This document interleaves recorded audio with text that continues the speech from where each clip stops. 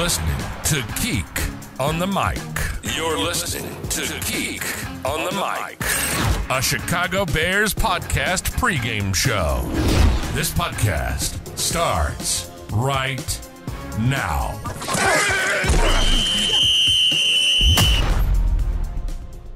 Hey, what's going on, Bears fans? Thank you so much for joining me for another episode of Geek on the Mic, the podcast all about the Chicago Bears.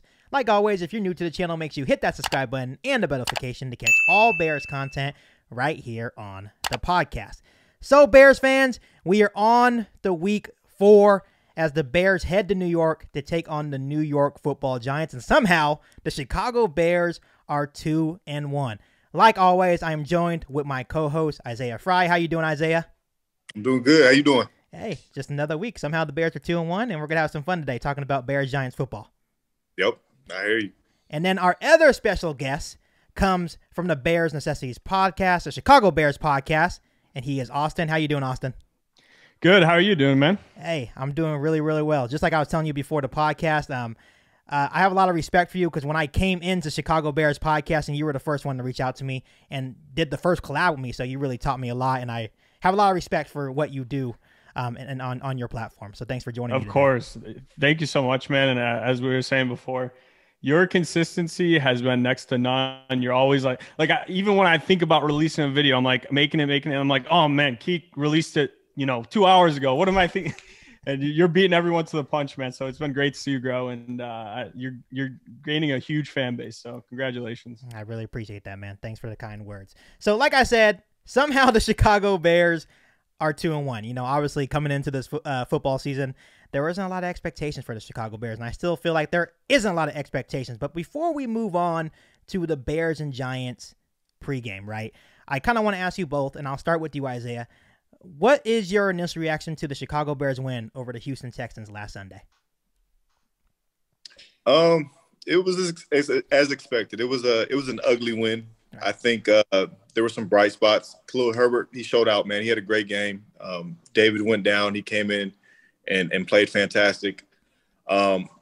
Defense had their moments. There were a couple times where, they kind of gave up something to the ground game. Pierce was kind of getting up the middle.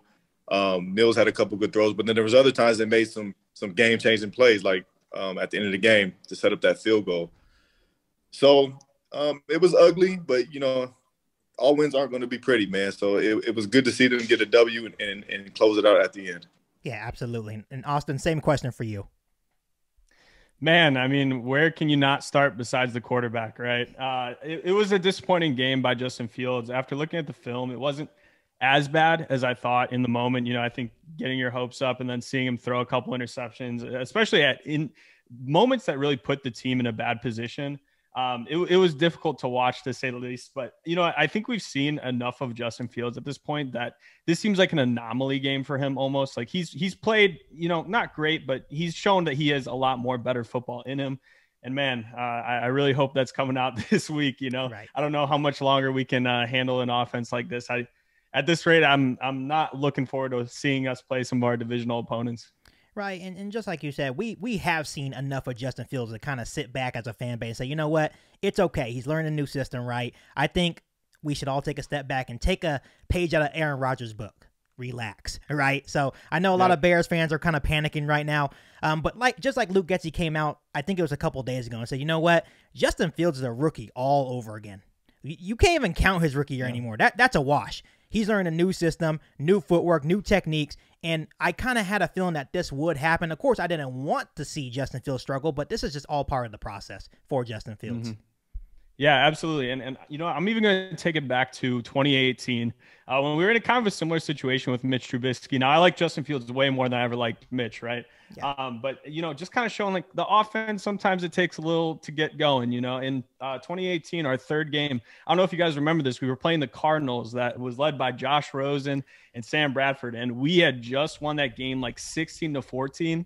And everyone was like starting to question like, oh man, is it? The very next week, that's when we blew out the Buccaneers. Yes. So, it sometimes it takes a little bit, Yes. That was our best offense in 7 years. Yes, I definitely remember that game. It was Mitch's like pride and joy game, 6 touchdown game. Yep. Hopefully that happens for Justin Fields here pretty soon. And I have a feeling that, we could see something with this offense later on in the season. I'm not sure if it's going to be this weekend, but I think the more time goes in the season, I think the offense will start getting things together, especially in terms of the passing attack.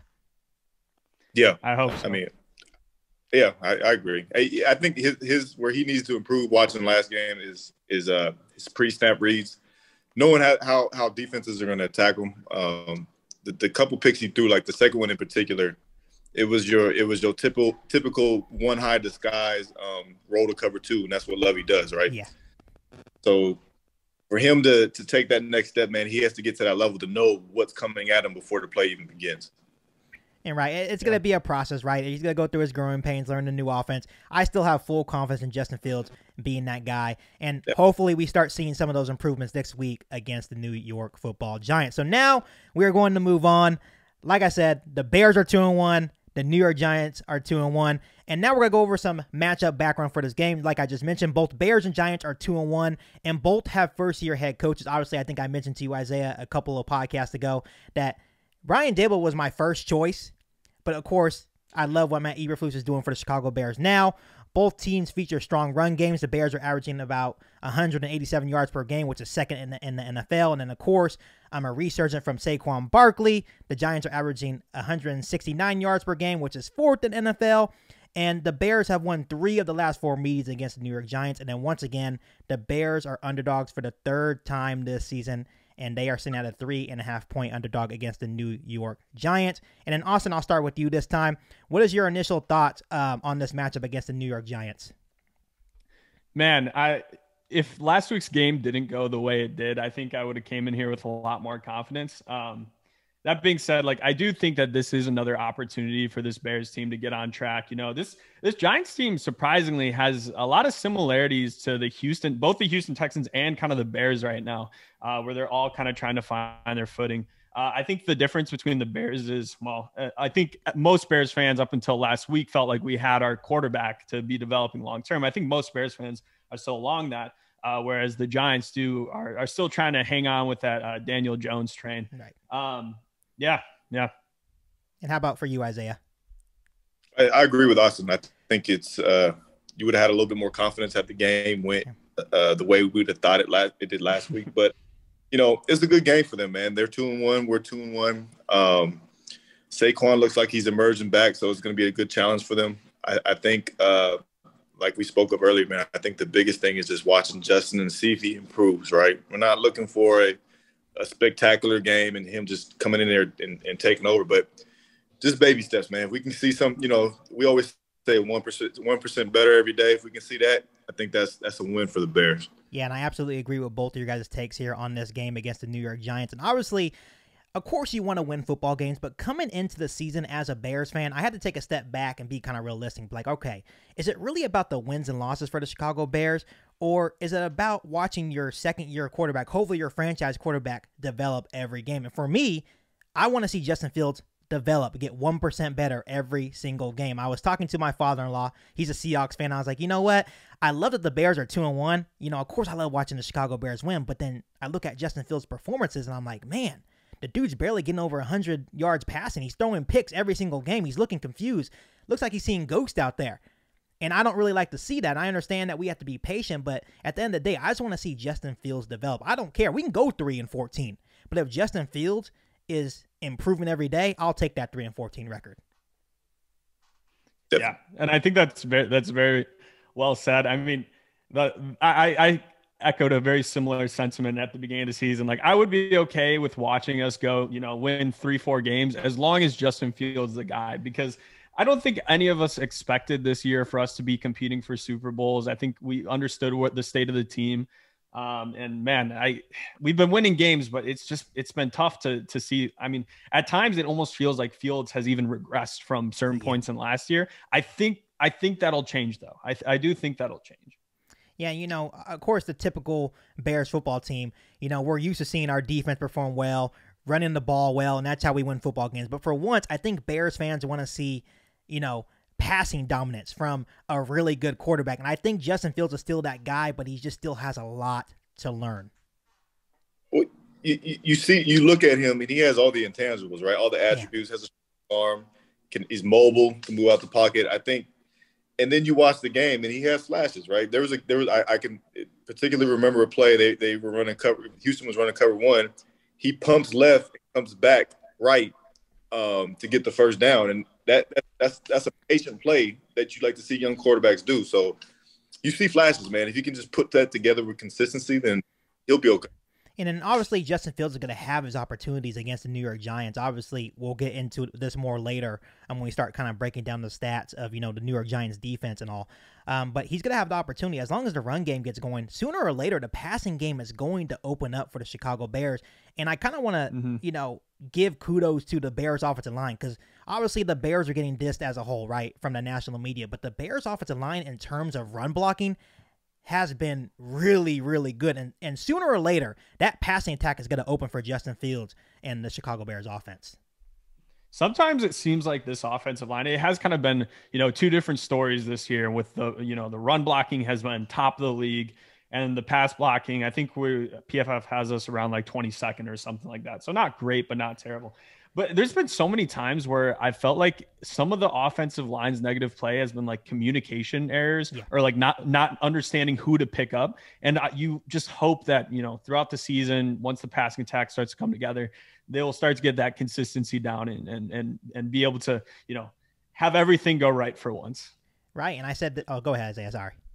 I was going to piggyback on what Austin just said. That, and I know what you're talking about, because part of me thinks that that's not even really their responsibility, more so than it is Justin's. He needs to be able to get to the line and slide that protection to where he thinks the pressure's coming from. So, I agree, though. Good point, Yeah, and I think to piggyback off of both of you, I think the offensive line will continue to improve, especially once Lucas Patrick goes to full-time center and we keep Tevin Jenkins as just permanent right guard and they're not flip-flopping. I think then we'll start seeing the progression, hopefully in the pass protection for this Bears offensive line. So I'm super excited when they finally make that official change. Yeah, I don't know how much more Sam Mustipher I can keep watching, if I'm being honest. Yeah, I totally agree. So now we're going to move on to some key injuries for this Bears versus Giants matchup. And starting off with the Chicago Bears, we have linebacker Matthew Adams still dealing with the hamstring issue. I believe it was Joe Thomas that filled in, played pretty good for the Chicago Bears in the win over the Houston Texans. Of course, defensive back Jalen Johnson still dealing with that quad. Not sure if he's going to play. Obviously, that's a big gaping hole behind Jalen Johnson. Obviously, we talked about it a lot. Kyler Gordon kind of struggling. Kendall Vildor, hit or miss on certain plays, right? So that's a huge loss for the Chicago Bears defense. The big storyline is wide receiver Velus Jones Jr. Is he going to play? Is he not? We don't know yet. He's still dealing with that hamstring issue. David Montgomery still dealing with the ankle/knee. Robert Quinn dealing with a little illness. He should be good to go for Sunday. And then, of course, Roquan Smith still dealing with that quad injury. I expect Roquan Smith to play as well. And then when you look at the New York Giants, they are dealing with a whole bunch of injuries to their wide receiver room. Obviously, prayers up to Sterling Shepard, has that knee injury. He is out for a year, and that's going to be a big storyline going into this game. Can we leave MetLife Stadium healthy? Of course, with that turf. Wide receiver Wan'Dale Robinson dealing with the knee injury. Defensive lineman Leonard Williams also dealing with the knee injury. And also wide receiver Kadarius Toney is dealing with a hamstring injury. So when you look at the injuries, for me, it's like, who is Daniel Jones throwing to? And obviously when you look at the Chicago Bears injury list, the big storyline for me is, will Jalen Johnson play, and will Velus Jones Jr. finally make his debut for the Chicago Bears? So what's your guys' reaction to these key injuries for both the Bears and the Giants? I mean, the Giants are in a spot right now where I feel like losing any wide receiver is going to really negatively impact them. Kind of in a similar state with where the Bears are. They're already so talent deprived at that position that it's really going to hurt them. The wide receivers didn't look too great on Monday night either. I think the biggest one though, and I think that the Bears are really dodging a bullet here, is them not having Leonard Williams. Yep. I think that's huge. It's like, and you never hope for injuries, but it is lucky for the Bears that we're going to be matching them there. And especially with how good this offensive line has been, right, as far as running the ball and everything like that. So I do think that it's pretty close, because losing Jalen Johnson is a negative, but I do think that the Bears are a little more lucky with their injuries right now than maybe the Giants. Absolutely. I agree. I think to kind of highlight what you're saying on the Jalen Johnson injury, that hurts them a lot. But I think they're getting kind of lucky with the fact that Sterling Shepard is hurt, Tooney's hurt, Kenny Galloway's nowhere to be found. I'm not sure what they're doing with him. Yeah, it's they're kind of lucking out this week. With if there was a week that we didn't need Jalen, it would probably. Yeah, and it's good. It's a good thing that Saquon Barkley is back to his rare form, because they're going to need a heavy dose of Saquon Barkley if they want to win this football game. That's just my personal opinion. The Giants' offensive line, like I said, we'll get into this a little bit later, but the Giants' offensive line has had a whole bunch of problems protecting Daniel Jones. They've already given up 13 sacks. Evan Neal has had a horrendous start to his sacks last week. Yeah, had a horrendous start to its rookie campaign. So this is going to be, for both sides, a heavy dose of running the football. And then which quarterback can step up and make some plays with their arm? Daniel Jones or Justin Fields? I think that's going to determine the winner of this football game. I agree. Yeah. And let's hope that the Bears, I'm really hoping that the Bears come in there with the game plan of, we're going to let Daniel Jones try to beat us, and now we're going to let Saquon Barkley try to beat us. Right. I hope. And I knowing Eberflus, I think that is going to be the game plan. Maybe get a little bit more pressure. I know he doesn't like the blitz. I know, Isaiah can tell us a little bit more because he played for Coach Flus, but he doesn't like the blitz. He likes to win with those front four, but I think they will be able to win with those front four guys on Sunday. Yeah, definitely. They should be able to. They should be able to lock up the outsides and put some pressure on Daniel Jones and stack the box against Saquon. So for sure, that's the hope. For sure. So now we're going to move on to our X Factors. We're going to have one for each team. And Isaiah, I'll start with you. Give us your X Factor for the Chicago Bears and your X Factor for the New York Giants in this Sunday's matchup. You hit on the head earlier. It's the quarterbacks. Whoever plays best. It's Justin Fields and Daniel Jones. I think whoever plays the best out of the two is going to, come out victorious. I think, on the Chicago side, I think watching Justin, I think the key to the game for him is to try, and obviously, like I spoke of earlier, is to have his pre-snap reads come along a little faster and trying to stay in the pocket. I'm a big fan of mobile quarterbacks and scrambling around and getting what you need to get. But sometimes I feel like watching him, he gets a little bit of a happy feet in that pocket.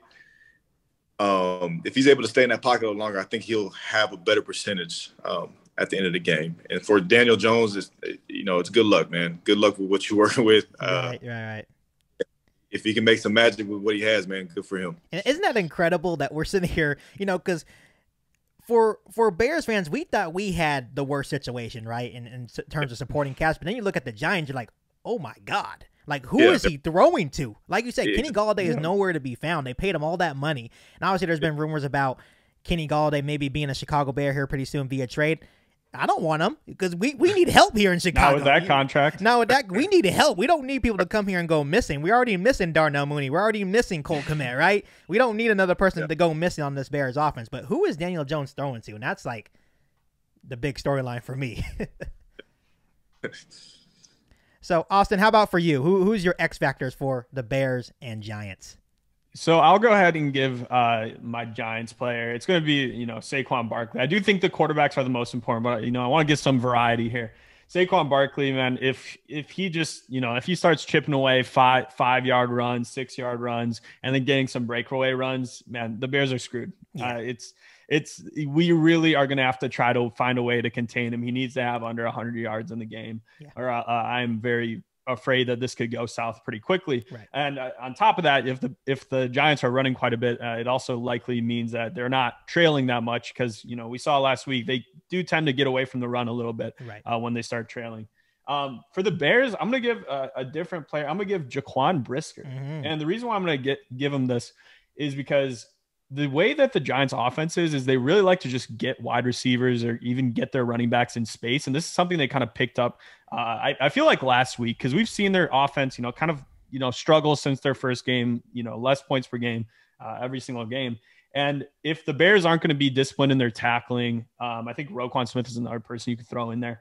They're going to need to tackle. These DBs are going to have to tackle this game for sure. Yeah. And I think Jaquan Brisker can really, show up this game, blow up some big screen passes, and really be an X factor for this team. And I love the X factor of Saquon Brisker because he is a game changer. And he said it when the Bears drafted him. You just got the steal of the draft, Ryan Poles. Yeah. And he has proven it so far in the first couple weeks of the NFL season. I'm not sure if you guys saw his interview. He said him and Eddie Jackson have plans to be the best deal, the best they've ever seen. He has the confidence, he has the swagger, and he is sure playing that way. I absolutely love Saquon Brisker. And obviously, Austin, going off your point about Saquon Barkley, I kind of like to go back to the loss to the Green Bay Packers. When Aaron Jones and A.J. Dillon got rolling, what happened? The defense broke down. So that is a concern of mine. Saquon Barkley is already having a very good year. He's looking like the old Saquon Barkley that everyone loved in his rookie year. And that does scare me because Saquon Barkley is one of those guys that once he gets going, it's going to be hard to stop him. So hopefully they're able to stop the run. If they're able to stop the run, they're going to be able to get pressure on Daniel Jones. And I think that's going to put the Bears in a good situation to beat the Giants on Sunday. So absolutely. So my X factors, I'm going to get, obviously I don't want to talk about Daniel Jones. That was my X factor for the New York Giants. Obviously I think Daniel Jones got to make some plays with his arm as well. Same with Justin Fields, but in terms for the Giants, who's he throwing to? Obviously, if we're able to shut down Saquon Barkley, which may not happen, I don't know. But Daniel Jones got to make a lot of plays with his arm. But then for me, for the Chicago Bears, I'm going to give my nod to running back Khalil Herbert. We're not sure if David Montgomery is going to play, but Khalil Herbert last season did the same thing. When David Montgomery went down, what did Khalil Herbert do? He came in those four-game stretch, and he absolutely tore it up, made a name for himself in the NFL, and he did it once again last Sunday in the win over the Houston Texans. Had 157 yards on the ground and 2 touchdowns on the ground as well, and I feel like he will have the opportunity to have a big game once again against the Giants defense. That's the 25th ranked rush defense in the NFL this year, so I think that's going to be the Bears' plan. Same with the Giants. They're going to run, try to run this Giants defense into submission. So I'm expecting Khalil Herbert to have a big day against the Giants on Sunday. And I love that you bring him up because, man, I should have mentioned this earlier too when you brought up Isaiah, but it's been a little bit difficult to even appreciate how good of a game he had last week because of everything going on with the quarterback. You know how Chicago media works. As soon as something goes wrong with the quarterback, all eyes go on that position. Sometimes you even forget it. And I mean, to be honest, I think that we might be heading towards, even once David Montgomery gets back and healthy, at least a 50-50 share here. I mean, Khalil Herbert over the 5 games that he started has averaged over 100 yards per game and like 15 receiving yards. 15 receptions, that'd be crazy. But yeah, no, so I completely agree with that. Yeah, and the funny thing is, and I talked a lot about this on the last couple of podcasts, because a lot of people have been down on Justin Fields saying, oh, he's been terrible, he's a bust, he's this, he's that. But I was like, okay, let's break it down, Bears fans. Why do you think, obviously you have to give kudos to the offensive line, but other than that, why do you think the running game is having so much success? Because of Justin Fields, his ability to get out of the pocket and make plays with his legs. The defense has to account for him as a runner, right? So that's going to open up even bigger holes for the running backs. So Justin Fields is not all bad, right? Obviously, Lucas Patrick came out and said, yes, Justin Fields is actually a huge deal in terms of how well the running game has been going for us so far in the last couple of games. So I want to sit here and give not only the offensive line kudos, but also Justin Fields kudos for the way that the Bears have been able to run the football in the first couple of weeks of the season.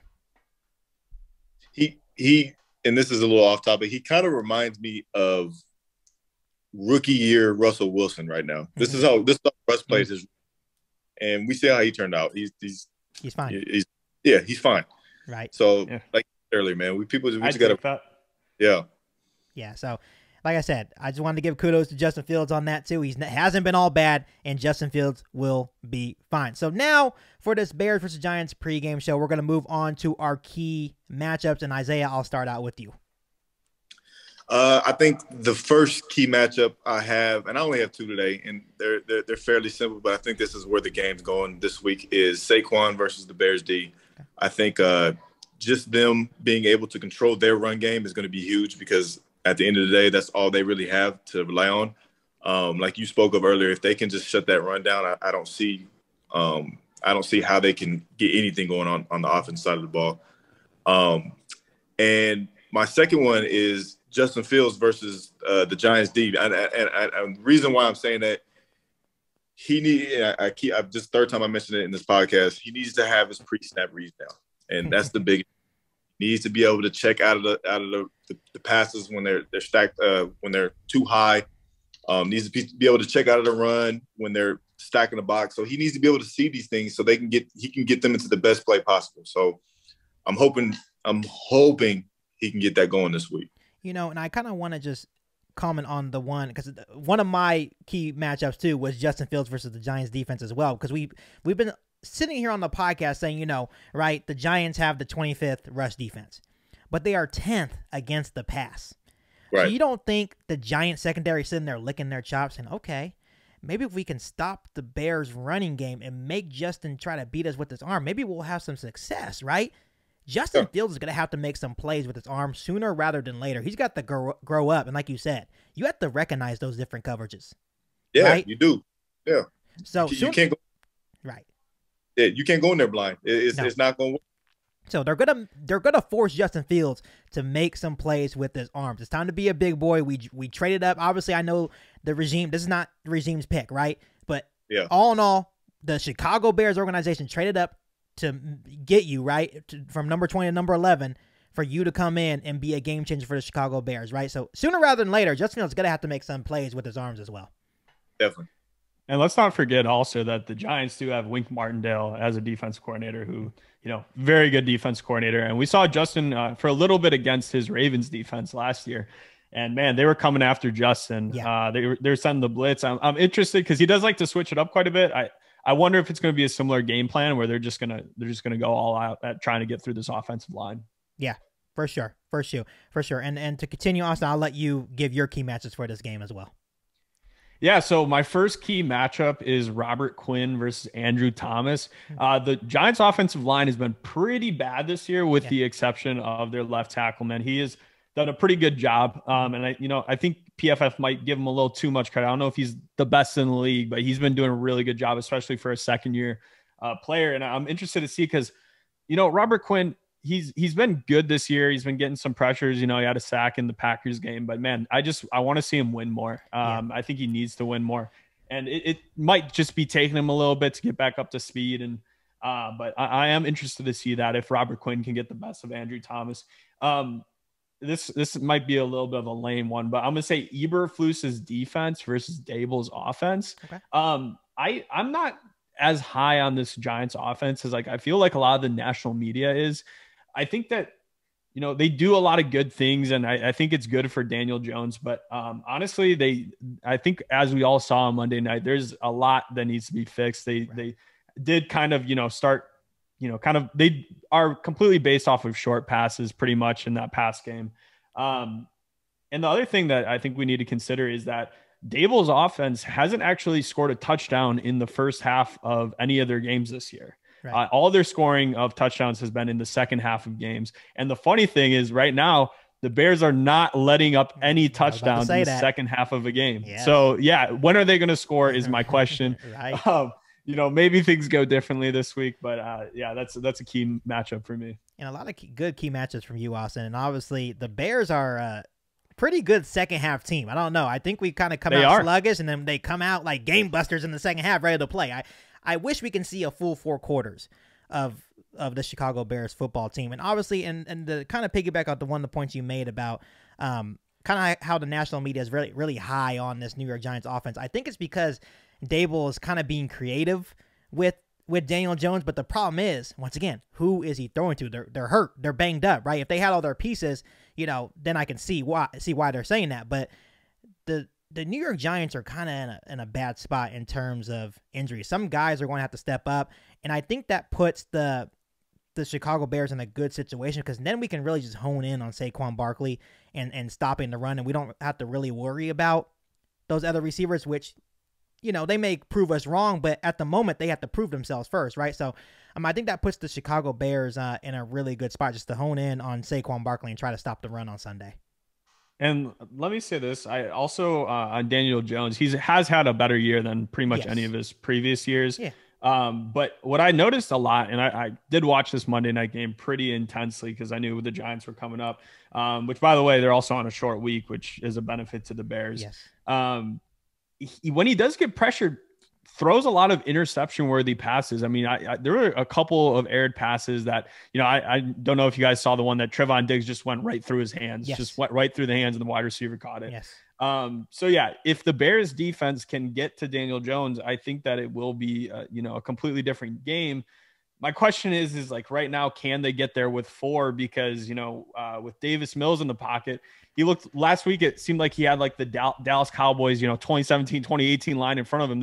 He was operating out of clean pockets for most of the game, it seemed like. Yeah, and I think this is where it's a good time to kind of bring in Isaiah. And this is what I've been kind of wanting to ask you. After watching the game last week and actually watching this last couple of weeks of this Eberflus defensive scheme, wouldn't you think that Eberflus would bring like a guy like Jaquan Brisker on a blitz, or does he ever bring corners on a blitz in his defense? Like, do you think he would ever like consider doing that? Yeah, it's in the scheme. If you watched the game last week, Eberflus and Lovey, they come from the same exact tree. Like they're from the same family. And if you watch the sack that we were just talking about, that young safety the Texans had, Petrie. Yeah, it balled out. So what that was, we used to call that as open spear. So basically, it's a safety blitz from the open side of the call. So we usually close it to the tight end side. It's to the opposite side. They have that. They 100% have that. So it's in the playbook. They just got to run it. Okay. And do you think maybe since Jalen Johnson was out and the personnel was kind of maybe off kilter a little bit, they're just nervous? 100%. And they actually did. They did run a nickel blitz. I seen it with Kyler Gordon. He actually blitzed off the edge and tipped the pass. Yeah. So yeah, we used to call that was our whack. Okay. So yeah, they have him. He just has to call him. Okay.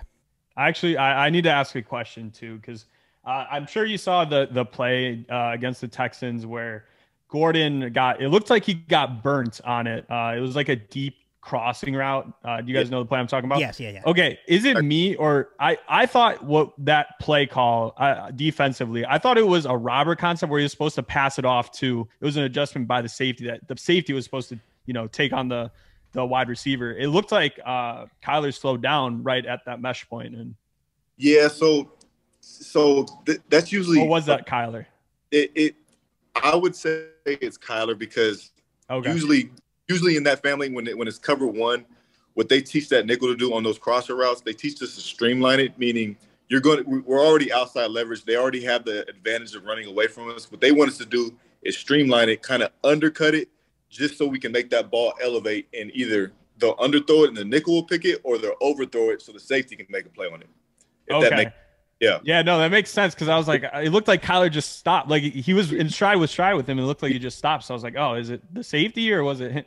Yeah. Okay. And you can see Kyler Gordon like looking around too, like, oh, that's my guy, like a miscommunication in the secondary. I was like, oh man.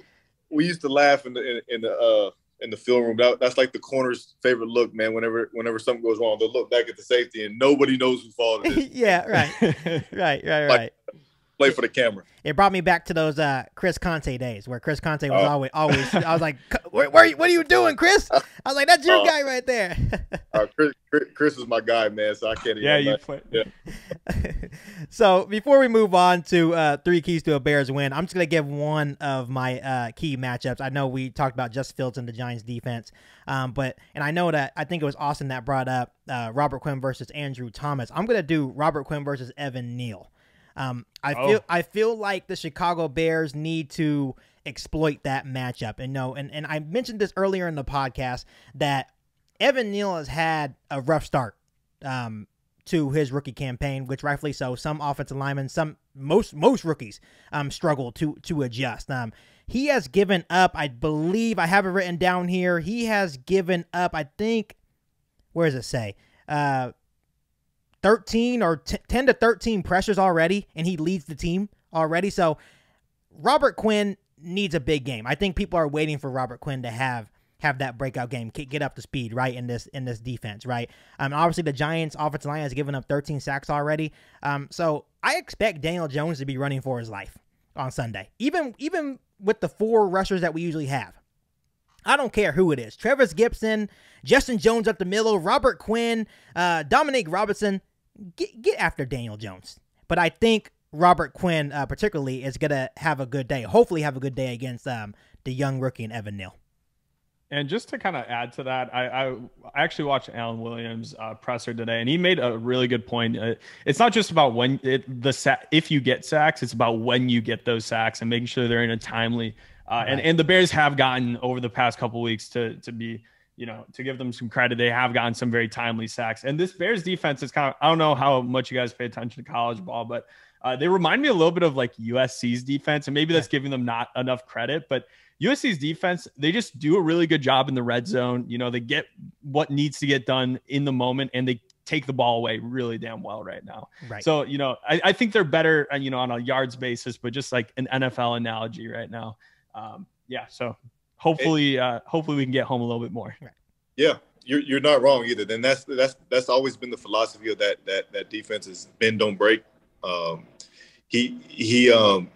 It all comes from Lovey down from Tony Dungy, but they both worked with Rod Marinelli, so that's where it all comes. Yep.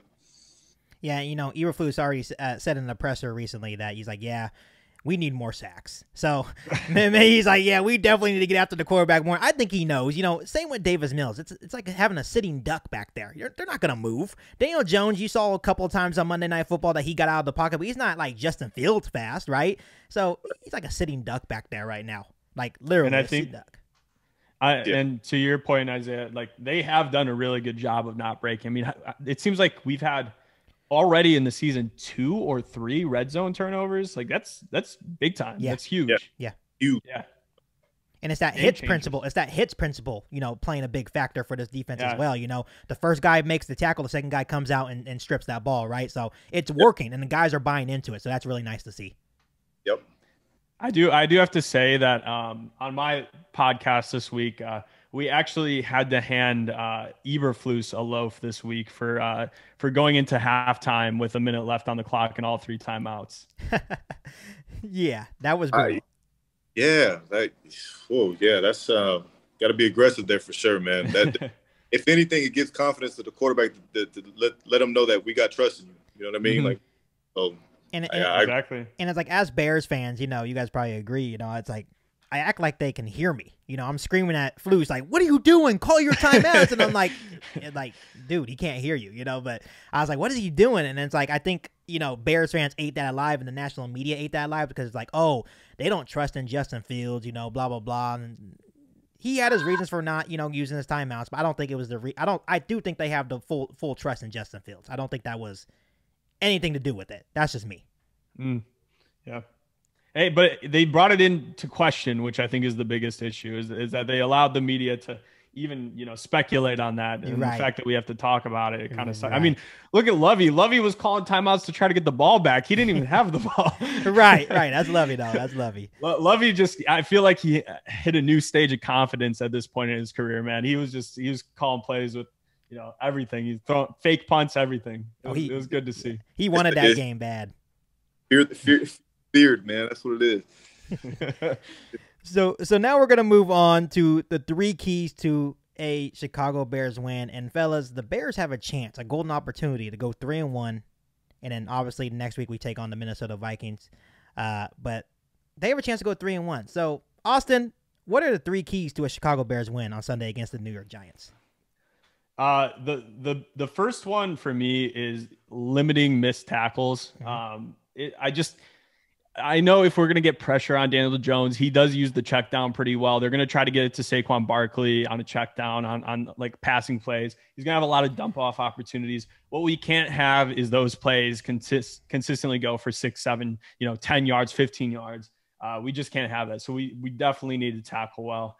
My second one is getting Justin Fields in rhythm early. Now I don't want us to not use this run game, but I think Getsy can do a better job of just, getting Fields in rhythm, and having a little bit more simple plays, benefiting off of, if there is a stacked box or whatever it may be, like getting passes at opportune times, not super difficult passes, just get him a few completions. And I feel like Fields is one of those quarterbacks where once he gets into rhythm, like he just starts feeling it and he just like takes off from there. Right. And then, I would say my final one would be, stack the box, limit Saquon Barkley and let Daniel Jones play QB. Like you want to let Daniel Jones play QB, and that's how you beat them. You can't have Saquon Barkley run for you. Exactly like what you're saying in the Packers game. I mean, they were crushing us with the run. Yeah, that was tough to watch. Yes.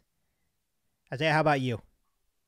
My first one is actually we talked about it last week, staying on script, staying ahead of the sticks, making sure that those drives are long, sustaining drives, never get behind, right? We don't want to see any lost yards on first down to put them behind schedule.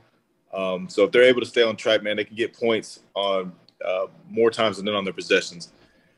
Second one is going to be the Bears' run defense. I think that's the biggest thing they're going to need to focus on. They're going to have to be able to stack the box and rely on those corners to hold up without much help. So that's going to be a big key. And then third, can the young guys on the outside hold up? I spoke of that earlier. Can Kyler Gordon, can he go a whole game without having to, get bumped? Yeah, you know what I mean? Jalen Johnson's out there, man. He's the guy. So he needs to be able to hold up, and I think he's going to do good. I will say this about him. I felt like last game he gave up some passes, but he's still young. But he had a better game. He did. And I thought so too. Yeah, and that's good, man. That's good to see. Like, he didn't have the best game against Green Bay, but to watch him last week come back and improve after the game he had in Green Bay, man, that was good to see. That just knows his mental is where it needs to be. Kendall Vildor too. I mean, for all the crap that we've given him as Bears fans, and I've certainly been very vocal about it, man. He had a really good game last week. He forced that interception to Eddie, and then he also had a big third down breakup that was actually called back for illegal contact, which was just senseless. I mean, when you looked at it. Yeah, and you have to think this is a very young Bears team, just trying to, and Flus and Poles are just trying to develop their players, and I think. For instance, look at Braxton Jones already. They developed that guy, right? Yeah. They're Dominic Robinson. They developed that guy. Braxton Jones has looked better than Evan Neal. You know what I mean? Yeah, and that's the thing. That's the new culture here in Chicago is getting these young, raw players that have talent but were passed up on in the draft and develop your talent. And I love it. Coach them up. Right? So, my 3 keys to a Bears win is, 1, establish the run. If David Montgomery plays, great. If he doesn't, it doesn't matter. I think Khalil Herbert's going to have another great day. Don't forget about Tristan Ebner as well. I think he can maybe tote the rock a little bit here and there, but a heavy dose of Khalil Herbert. Pressure Daniel Jones. Of course, you need to be able to stop the run first, stop Saquon Barkley, get pressure on Daniel Jones. And then for me, no turnovers. I feel like this game may come on who wins the turnover battle, and I'm hoping Justin Fields doesn't have another game where he's just being careless with the football, forcing throws into coverage, and turning over the football. Because it may be one of those games that both running games are going well, and it comes down to one of the quarterbacks making a huge mistake, and I hope it's not Justin Fields. So the last thing I want to ask you, and I think this is, for Austin, for Isaiah and I, this is the most fun on the podcast we had in a long time, right? But I think this part of the podcast we really enjoy because we get to do score predictions. And I feel like Isaiah is like really, really bold when it comes to his predictions, right? I think like 2 weeks ago against the Packers, I think he said we're going to beat them by, what did you say, like by 10? And then we end up losing by 17. I said we're going to beat them by 7. We end up losing by 17. I'm like, so he's really bold when it comes to these Bears predictions, but I love it. I will say last week I was 1 point off. You were. They said they're going to score 24 points. I was like, there's no way. No way. Said my prediction last week was 24-21. And you hey, that's how you get some YouTube views. Yep. Yeah. I was like, man, he was actually right. I was like, his confidence went up a little bit. But Austin, I'll start with you. What's your prediction for this game? I'm going to start with a little bit of a bolder prediction too. I'll take a page from Isaiah's notebook. Okay. I'm going to say Bears 27-17. I think that it's just a matter of time. And, I could be eating my words and we could be easily walking out with an L this week too. Right. But I think that if the Bears do win, which I do think they will win, I think they're going to finally be able to develop something off of this run game. And for as much crap as we give in the passing game, Justin Fields, I think for the first time in God knows how long, I can't even remember. We actually have something that's like a truly, I don't want to say elite portion of the offense, but truly like damn good portion of the offense, which is this running game. Yeah. And I think it's just a matter of time before teams start to correct and try to, really do as much as they can to take that away. And I think that'll open up the passing game. And, I think that the Bears will finally have something click this week. This Giants team, I actually am going to say, I think they're worse than the Texans, which I know is a little bit surprised considering their records. But I have not been all that impressed. I mean, they've played the Titans so far, the Panthers, and then they just lost to the Cowboys. I do think that, and a lot of this prediction is also on top of the fact that I do think that the Bears will find a way to shut down Saquon, or not shut down, but limit his damage. And I think that this is going to be a game that we will get some big turnovers. I don't know how much this is going to be off of Justin Fields, but I think that this Bears defense is going to get some turnovers, and it's going to really help the Bears, get up on top of this Giants team. Yeah, you had a lot of many bold statements in your prediction right there. I love it, though. Isaiah, how about you? I'm thinking this game is going to go by fast. I think it's going to be low scoring just for the circumstances. I'm going 2017 Chicago, and I think both teams are going to be on the ball. I have not been impressed with Chicago's run defense on a consistent basis. There's times where I like it and there's times I don't. So it remains to be seen if they're going to be able to slow down Saquon like we want them to. So I'm going 2017. Yeah. You know, Isaiah, I don't like when you say low scoring because you're always the guy that goes high, gives the Bears a couple extra points, but you dropped 4 points this week. Hey, as you see, as every week has kind of been going. You're going like this now. You're going like this now. I don't like that, man. I don't like you. I was expecting like 28-3 or something bold, Not MetLife, man. Nah.